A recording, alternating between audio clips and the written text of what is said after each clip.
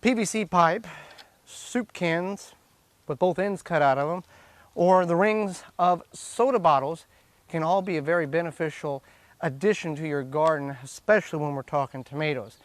Now, I can't get credit for this one. You can't give me credit for this idea. It came from Callie Kim 29. She is also a fellow YouTuber and friend in California. One of her viewers suggested this, and we've had a problem with the tomato hornworm. It's a caterpillar that will eradicate your tomatoes just about the time they begin to get ripe.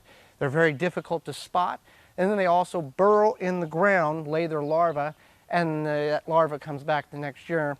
These things morph into a butterfly moth, very pretty, but they're very destructive to your tomato plants. So how this works is you can take anything of ring size, small soup can, big soup can, PVC pipe. If you use PVC pipe, make sure it wasn't used for plumbing. If you have scraps left over, you want something big enough that can go around the base or go around your tomato plant.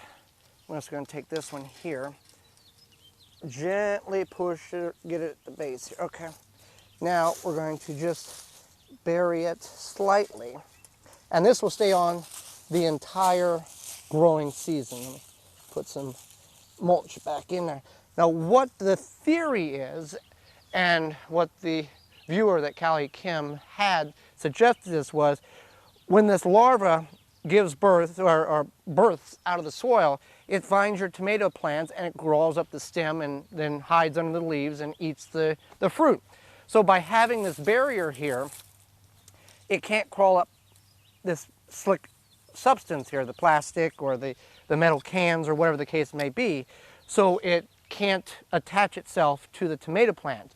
Now also the key is not to have your tomato plant leaves hanging on the ground or laying on the ground to where that caterpillar can get its way access to it. Because if a caterpillar gets on one, based on the way you've got them spaced, it can go through the whole thing, and it's a terrible thing to have happen. We experienced that last year.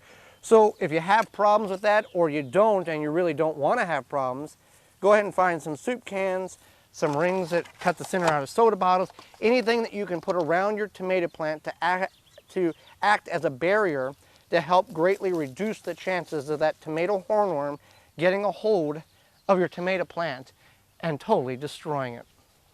For more information, please visit thewisconsinvegetablegardener.com.